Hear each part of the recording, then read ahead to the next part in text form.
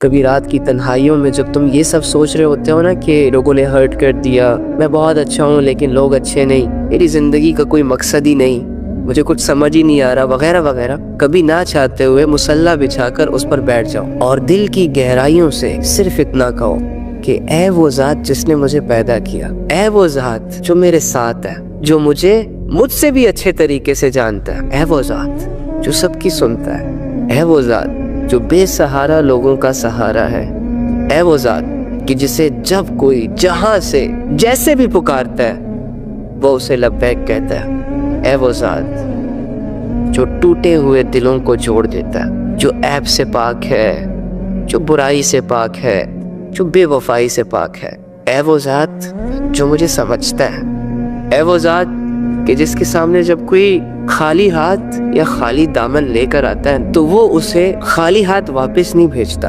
है वो ज़ात कि जिसके पास लोग आते हैं अपनी मजबूरियां लेकर, अपनी परेशानियां लेकर, अपने गुनाह लेकर, लेकिन बदले में उनसे ये नहीं कहा जाता कि तुमने ऐसा क्यों किया, समझाया नहीं था तुम्हें मैंने, नहीं नहीं नहीं नहीं,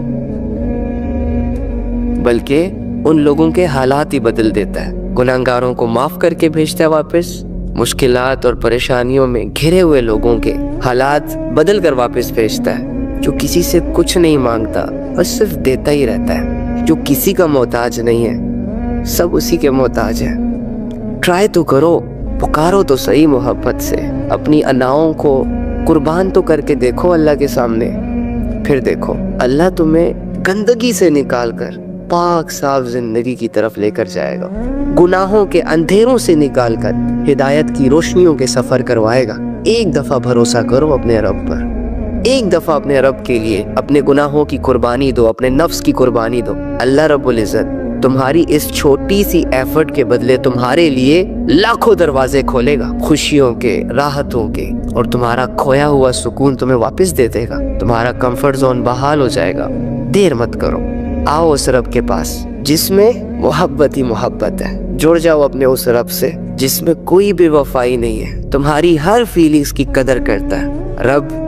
रब होकर मोहब्बत का हाथ बढ़ाए और तुम एक बंदा होकर, एक गुलाम होकर नखरे दिखाओ। मेरी जान ये तो अच्छी बात नहीं है ना, अभी भी कुछ नहीं बिगड़ा, अपनी इस्लाह कर लो, तौबा से इसकी शुरुआत करो, इबादत में अपनी जान लगा दो, हर गलती, हर गुनाह, हर कोताही के बाद फिर से पुकार लेना उसको, आ जाएगा तुम्हारी मदद के लिए।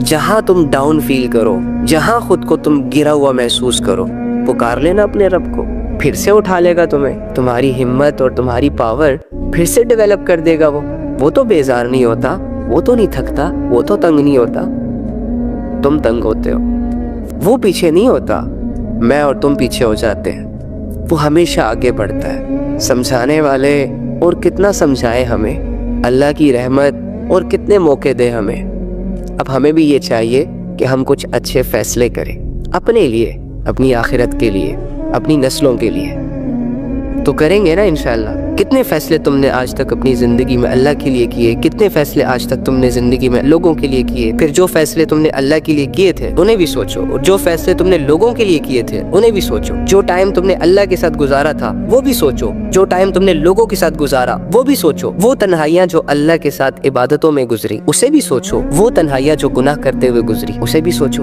अब इन दोनों चीज़ों को, इन दोनों हालतों को आपस में कंपेयर करो और अपने दिल से पूछो, अपने दिमाग से पूछो कि कौन सा टाइम पीरियड खूबसूरत था, कौन सा एहसास खूबसूरत था, तो तुम्हारे दिल की गहराइयों से ये आवाज आएगी कि अगर अल्लाह ने तुम्हें अपने लिए बनाया था तो तुम्हारी ये जिंदगी सूट भी अल्लाह के साथ करती है, और वो जिंदगी जो अल्लाह से कट कर लोगों के साथ गुजरी, दुनिया के स्कोप्स को फॉलो करते हुए गुजरी, दुनिया में गुजरी, यहाँ वहाँ की सुनी सुनाई बातों में गुजरी, जिसके बारे में अल्लाह ने कहा वमल हयातुद दुनिया इल्ला मताउल गुरूर, कि दुनिया की जिंदगी धोखे की सिवा कुछ नहीं है। तो ढूंढो अपनी जिंदगी में कि कहाँ कहाँ तुमने दुनिया और दुनिया के लोगों पर यकीन किया, एतबार किया, और बदले में तुम्हें धोखे मिले, तुम्हें हर्ट किया गया, तुम्हें डिच किया गया, तुम्हें धक्के दिए गए, तुम्हें समझा तक ना गया। और जानते हो ये क्यों हुआ? क्योंकि तुमने अल्लाह की इस बात को नहीं समझा कि तुम्हारे अल्लाह ने तुम्हारी भलाई के लिए यार मेरी जान मोहब्बत के जज्बों से तुम्हें ये कहा था, वमल हयातुद दुनिया इल्ला मताउल गुरूर। देख मेरे बंदे, ये दुनिया मैंने बनाई है, मैं जानता हूँ इसकी रियलिटी को, तू तो इसमें पैदा हुआ है, तुझे तो अलिफ और बे का नहीं पता, लिहाजा ये दुनिया की जिंदगी धोखे के सिवा कुछ नहीं है। और दूसरी जानिब हुवल्लज़ी युनज़्ज़िलु अला अब्दिही आयातिम बय्यिनातिन लियुख़रिजकुम मिनज़्ज़ुलुमाति इलन नूर। और मेरे बंदे, मैं तुम्हारा वो रब हूँ जो तुम पर खुली खुली आयतें नाजिल करता है, तुम्हें एजुकेट करता है। कॉज क्या है इसकी, रीजन क्या है, ताकि वो तुम्हें इन अंधेरों से निकाल कर रोशनियों में डाल सके।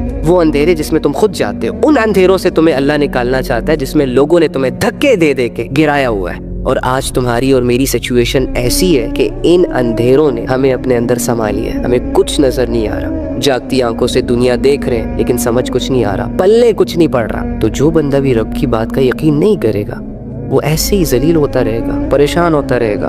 नमाज का टाइम था, नहीं पढ़ी नमाज, लगे रहे मोबाइल में। हलाल हराम सामने आया, हलाल को मुश्किल जान के उसे छोड़ दिया, हराम को आसान जानकर उसे अपना लिया। हराम को चूज किया जस्ट बिकॉज ऑफ कि वो इजी था, ज़्यादा बेनिफिट था उसमें, लस्ट थी उसमें, डिज़ायर्स थे उसमें। फाइन, तेरे पास ऑप्शन था कि तू रसूलुल्लाह सल्लल्लाहु अलैहि वसल्लम से मोहब्बत करे, नहीं हुई तुझे रसूल से मोहब्बत, नहीं मानी तूने उनकी बातें और कर लिए भरोसे लोगों पर, इंसानों पर, और कर ली उनकी गुलामी। तेरे पास हलाल कमाने के सोर्सेस थे, तूने हलाल की मुशक्कत को इग्नोर किया, लेकिन तू हराम की तरफ गया जस्ट बिकॉज ऑफ के हराम करूँगा तो ज़्यादा आएगा। खा लिया तूने सारी उम्र हराम। तेरे पास निकाह का ऑप्शन था, तूने निकाह की हिम्मत नहीं की, जिना कर लिया। तेरे पास बहुत सारी ड्रिंक्स थी हलाल, तू पी सकता था, तूने हलाल ड्रिंक्स को इग्नोर किया और नशो तमाशो और हराम चीज़ों की तरफ गया। लाइफ ऐसे भी गुजर जाएगी, लेकिन हाथ क्या आएगा, एट दी एंड क्या होगा। चल ठीक है, तूने पूरी ज़िंदगी अल्लाह में इंटरेस्ट नहीं लिया, चलो ओके फाइन, तुझे शोबिस में इंटरेस्ट था, तुझे नाच गाने में इंटरेस्ट था, तुझे बेहयाई में इंटरेस्ट था, और इन चक्रों में तूने अल्लाह में इंटरेस्ट नहीं लिया, दीन में, शरीयत में इंटरेस्ट नहीं लिया। गुजर गई तेरी ज़िंदगी उन्हीं चीज़ों में कि जिन चीज़ों से तुझे मज़ा मिल रहा था, लज्जत मिल रही थी, तेरा दिल खुश हो रहा था। ओके, एट दी एंड 10 साल, 20 साल, 40 साल, 50 साल बाद फिर तो सोच लो यार, अल्लाह के बंदे, जब तेरे पास गुजारने को एक पाक साफ इज्जतों वाली ज़िंदगी है तो गंदगी में क्यों मुंह मार रहे हो? गंदी ज़िंदगी गुजारने की क्या ही ज़रूरत है? अरे जब तेरे पास तेरे दुख सुनने को, तुझे माफ़ करने को, तेरा साथ देने को तेरा रब मौजूद है, तो तुम क्यों पैनिक हो रहे हो? फिक्र तो वो करे, गम तो वो करे कि जिनकी ज़िंदगियों में सब कुछ है लेकिन वो अपना दुख, अपना दर्द, अपने दिल के जज्बात खुदा को सुना नहीं सकते। बस मैं ये चाहता हूँ कि मेरा भाई और मेरी बहन एक पाक साफ जिंदगी गुजारे। एक दो लड़कियां इनकी फ्रेंड बन जाए ना, फिर माँ की 10 आवाज़ों को इग्नोर करेंगे और गर्लफ्रेंड के एक मैसेज को इग्नोर करना अपने लिए जुर्म समझेंगे।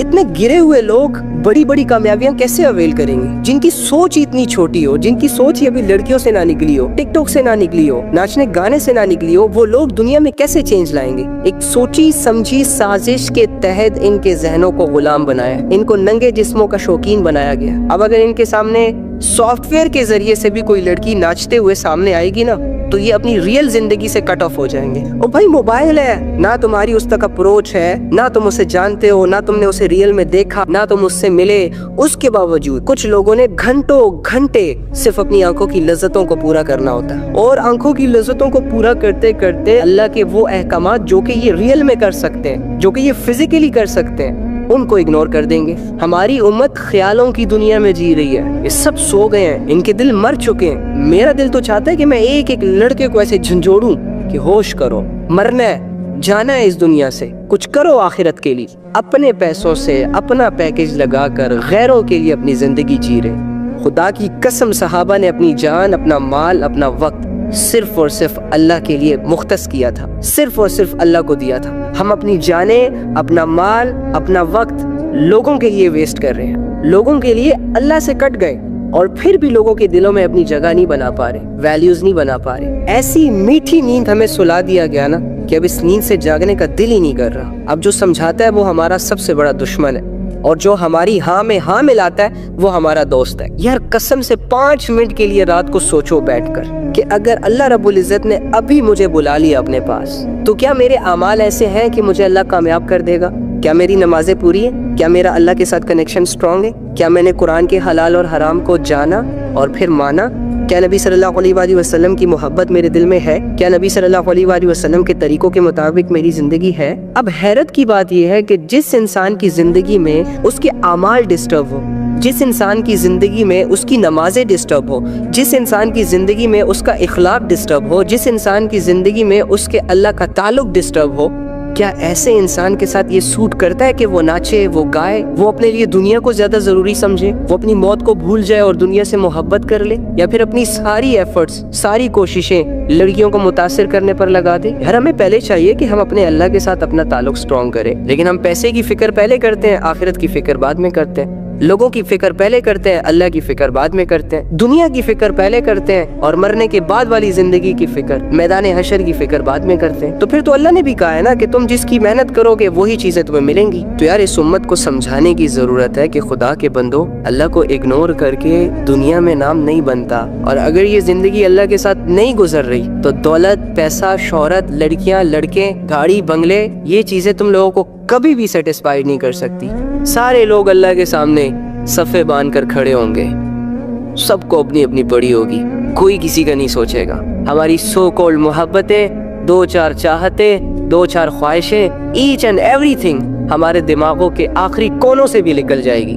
जिस आखिरत को आज मैं और आप इग्नोर कर रहे हैं ना, अल्लाह की कसम उस आखिरत में जिस दिन हम पहला कदम रखेंगे ना, तो हमारी ये मरी हुई अकलें भी जिंदा हो जाएंगी, हमारे ये मरे हुए देह भी जिंदा हो जाएंगे, और वो एहसास, वो जज्बात, वो रियलाइजेशन, वो फीलिंग्स जिनका आज हमें एहसास नहीं हो रहा, उस वक्त ये सारी चीजें भी ठिकाने आ जाएंगी। वमल हयातुद दुनिया इल्ला मताउल गुरूर, कि दुनिया की जिंदगी धोखे के सिवा कुछ नहीं है, मैंने बनाई है, मैं ज्यादा जानता हूँ इस दुनिया को, तू यकीन कर मेरी बात पर। लेकिन इंसान ने कहा नहीं यार, अब इसके चेहरे बड़े हसीन हैं, इसकी सो कॉल्ड शोहरत जब मिलती है ना, बंदा उरूज पर चला जाता है। नहीं यार, अब यहाँ की लज्जतें बड़ी इंटरेस्टिंग है, पागल कर देती हैं लोगों को। यहाँ मजा आता है लोगों से बात करते हुए, मजा आता है गुनाहों को करते हुए। अपनी मर्जियों पर चलकर भी देख लिया हमने, गुनाहों की लज्जतों को भी टेस्ट करके देख लिया हमने, लोगों पर भरोसा करके भी देख लिया हमने। क्या मिला हमें? कुछ मिला? ना सुकून मिला, ना इज्जत मिली, ना शोहरत मिली, दर बदर की ठोकरें खा रहे हैं हम। तो यार बस करो ना, आपके रब ने आपको किसी चीज से मना तो नहीं किया, सिर्फ एक तरीका बताया है, उस तरीके पर चल कर वो चाहत, वो ख्वाहिश, वो लज्जत हासिल करो। लेकिन यार जिसने तुम्हें पैदा किया और जो तुम्हें खिला पिला रहा है ना, उसके बागी मत बनो, क्योंकि उसके बगैर तुम कुछ भी नहीं। उसकी मान कर चलो, वो तुम्हें कभी भी तन्हा नहीं छोड़ेगा, किसी गुमराही के हवाले नहीं करेगा। भरोसा तो करो, एतबार करो, यकीन रखो अपने अल्लाह पर। इमेजिन करें कि हर रास्ते का हमसफर आपका अल्लाह हो।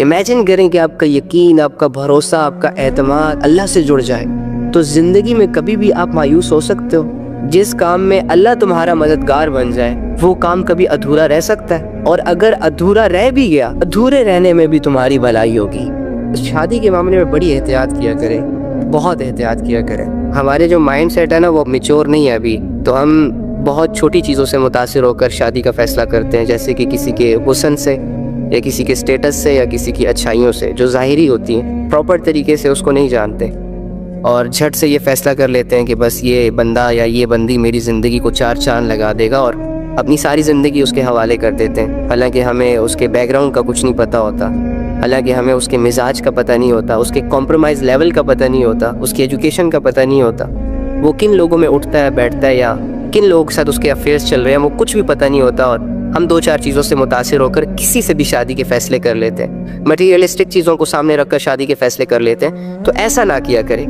किरदार बहुत मैटर करता है, ईमान बहुत मैटर करता है, अल्लाह का ताल्लुक बहुत मैटर करता है। ये अली भाई, जो लोग शादीशुदा है और उसके बावजूद भी अफेयर्स करते हैं, उसके बारे में बताएं कुछ। आप यकीन करें, इंतहाई घटिया किस्म के लोग होते हैं वो मर्द भी घटिया है, वो औरतें भी घटिया है, जिनको अल्लाह रब्बुल इज़्ज़त ने एक हलाल रिश्ता दिया होता है, लेकिन उसके बावजूद हराम की तरफ जाते हैं। इसकी मिसाल ऐसी है कि घर में एक अच्छा खासा पक्का पकाया खाना मौजूद है, लेकिन वो जाके गंदगी के ढेर से कुछ उठा के खा रहा है और उसे लजीज समझ रहा है। कुरान में जो गैर शादीशुदा होते हैं, वो जब जिना करते हैं ना, तो उसके लिए ये हुक्म है कि इसे 100 कोड़े मारो सबके सामने, रहम ना करना।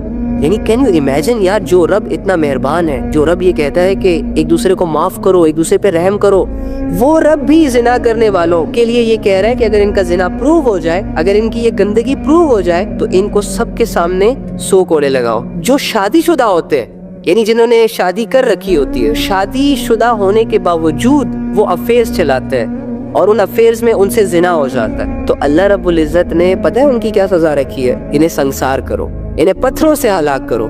यानी एक किस्म से तो जैसे अल्लाह उनसे जीने का हक ही छीन रहा है। और ये लोग इतना लाइट समझते हैं इन चीजों को, जिनको अपनी आखिरत बर्बाद करने का शौक है, वो शौक से चलाए अफेयर्स, वो बीवियों को छोड़कर मारते रहे मुंह गंदगियों में। अल्लाह रब्बुल इज्जत की नेमत के साथ नाकदरी भी है, नाशुक्री भी है, खिलवाड़ भी है कि अल्लाह ने तुम्हें बीवी अता की, शौहर अता किया और तुम उसमें इंटरेस्ट नहीं ले रहे और बाहर की लड़कियों के साथ, बाहर के लड़कों के साथ अफेयर्स चला रहे हो।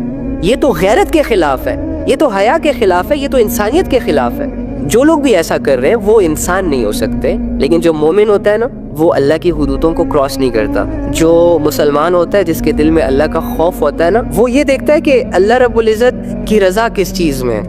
ओके, तो बहुत सारे लोग ऐसे होते हैं जो लज़्ज़तों के दीवाने होते हैं, वो लज़्ज़तों में ही अपनी जिंदगी गुजार रहे होते हैं। अल्लाह ऐसे लोगों की हिफाजत भी करे और हमारी भी उन लोगों से हिफाजत करे। मैं नहीं जानता कि वो कौन थी, क्या थी, लेकिन उसके जो अल्फाज है ना, वो कलेजा चीरने वाले हैं कि ज़ालिमों, मैंने निकाह किया था, कोई ज़िना तो नहीं। जब एक इंसान इस दुनिया में पैदा होता है ना, तो उसके सारे रिश्ते अल्लाह ने ऑलरेडी बनाए होते हैं, फिक्स किए होते हैं। जब वो आँख खोलता है, बाप पहले से मौजूद, माँ पहले से मौजूद, बहन भाई रिश्तेदार, सारे रिश्ते अल्लाह की मर्ज़ी से बने हुए होते हैं।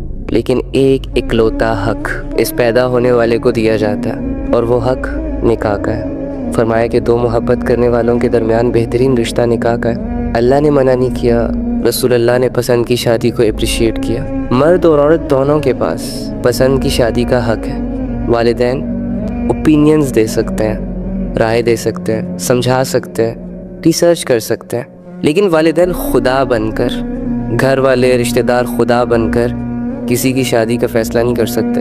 ये अल्लाह का दिया हुआ एक इकलौता हक भी बहुत सारे लोगों से छीन लिया जाता है। जहाँ उनकी मर्जी नहीं होती, वहाँ उनकी शादियाँ फिक्स करवा दी जाती हैं और फिर सारी उम्र उनका पूछा तक नहीं जाता। जब उनके दरमियान क्लैशेस आते हैं, कोई सॉर्ट आउट करने के लिए नहीं आता। वो रिश्ता जो मोहब्बत से चलता है, जिसका ईंधन मोहब्बत है, इज़्ज़त है, वो ख़ानदान, सोसाइटी और मुआशरे की वजह से बोझ बना दिया गया। ज़बरदस्ती की शादियाँ करवाई जाती हैं। जब लड़कियाँ अपने लिए स्टैंड लेती हैं तो उन्हें धमकियाँ, इमोशनल ब्लैकमेलिंग, डराया धमकाया जाता है। क्या करे वो बेचारी। एक बाप को यूँ लग रहा होता है कि ये सब करके हम अपना हक अदा कर रहे हैं। एक भाई को ये लग रहा होता है कि ये सब करके हम ख़ानदान वालों को खुश करते हैं। सोसाइटी के 2-4 मर्दों को खुश करने की खातिर गलत फैसले करते हैं और अपने आप को मर्द बनाने की कोशिश करते हैं। ये अभी जो एक वाक़या हुआ है बलूचिस्तान में, एक बहन को गोलियां मार के शहीद किया गया और उसका जुल्म सिर्फ इतना था कि उसने पसंद की शादी की, निकाह किया। ये जिन सो कुल गैरतमंद लोगों ने 2-4 लोगों की बातों में आकर ये काम सरअंजाम दिया, अगर तुम वाकई मर्द हो, अगर तुम वाकई इतने बहादुर हो, रात की तन्हाई में 2 मिनट के लिए अपने आप को सिर्फ उस लड़की की जगह इमेजिन करो और वो गोलियां जो उस लड़की के सीने से आर पार हो, जिनसे उसकी ज़िंदगी ख़त्म हुई, सिर्फ तसव्वुर करके देखो कि वो तुम्हारे सीने से आर पार हो रही है और तुम्हारा जुर्म सिर्फ इतना हो कि तुमने एक हलाल तरीके से अपनी ख्वाहिश पूरी की, जिसमें अल्लाह को कोई मसला नहीं था, रसूलुल्लाह को कोई मसला नहीं था, इस्लाम को कोई मसला नहीं था, लेकिन तुम्हारी सो कोल्ड सोसाइटी को उस फैसले से मसले थे। तुम्हारी रूह ना कांपी ना, तुम्हारी ये गैरत तुम्हारी खोपड़ी के आर पार ना हुई ना, तो कहना। शर्त यह है कि अगर ज़मीर ज़िंदा हो, लेकिन ऐसे लोगों के ज़मीर ज़िंदा कहाँ रहते हैं। ये तो लोगों के हाथों की कठपुतलियाँ होती हैं। इनके अपने दिमाग तो सुन हो चुके होते हैं। इनसे तो जब कहा जाता है कि यार तुम जिस काम को गैरत का नाम दे रहे हो वो सबसे बड़ी बेगैरती है, तुम जिसे बहादुरी समझ रहे हो वो सबसे बड़ी बुज़दिली है, तो आगे से पता क्या कहेंगे? आगे से कहेंगे यार अगर हम ऐसा ना करें तो फिर लोग कहेंगे कि बेगैरत है। लिहाजा अपनी गैरत को बचाने के लिए इन गैरतमंदों ने वो बेगैरती वाला काम किया जो एक मर्द के साथ सूट नहीं करता, जो एक मोमिन के साथ सूट नहीं करता। जानते हो, मजलूम की दुआ अल्लाह की अर्श को हिला देती है यार। एक सेकंड के लिए इमेजिन करो, तसव्वुर करो कि उसकी घायल रूह जब अल्लाह रब्बुल इज़्ज़त के सामने पेश हुई होगी और अल्लाह से शिकायत कर रही होगी कि अल्लाह तेरे बंदों ने मेरे साथ ये किया, कि ज़रा सा तसव्वुर तो करो इस चीज़ को। तुमने 2-4 लोगों की बातों में आकर और अपने आप को एक मर्द साबित करने के लिए 2-4 गोलियां चला दी एक मजलूम पर। हो गई तेरी वाह उन जाहिलों में, लेकिन अल्लाह की नज़रों में तू फेल हो गया। रसूलुल्लाह सल्लल्लाहु अलैहि वसल्लम की नज़रों में तू फेल हो गया। तू सिर्फ एक इंसान का कातिल नहीं है ब्रो, तूने एक इंसान को मार के पूरी इंसानियत को मार दिया। तेरे हाथ नहीं काम पे यार। एक सेकंड के लिए भी तेरे दिल में ये ख्याल नहीं आया कि मुझे रुक जाना चाहिए। जिस बंदे को अल्लाह ने जीने का हक दिया उस बंदे से मैं होता कौन हूँ जीने का हक लेने वाला। जिस बंदे को अल्लाह ने जिंदगी दी हो मैं होता कौन हूँ उससे उसकी जिंदगी छीनने वाला। न जाने ऐसे कितने केसेस होते होंगे पूरी दुनिया भर में। और फिर लोग मुझे कहते हैं कि भाई आप हमेशा इस दुनिया को बुरा भला कहते रहते हो। मैं कहाँ कह रहा हूँ, बनाने वाले ने खुद इसकी हकीकत बता दी। अमल हयातुद दुनिया इल्ला मताउल गुरूर। शर्म से डूब मरने का मुकाम है ये, स्पेशली उन लोगों के लिए जो लोग अपने आप को सो कॉल्ड स्टार समझते हैं, जो अल्लाह की दी हुई आवाज़ों को अल्लाह के अगेंस्ट इस्तेमाल करते हैं। और उन 2-4 चेहरों के लिए शर्म से डूब मरने का मुकाम है जो अल्लाह के दिए हुए फेस कट को सिर्फ इस नियत के साथ तैयार करते हैं या सजाते हैं कि कल ना महरमों का मेला लगेगा तो मेरी भी बोली लगनी चाहिए।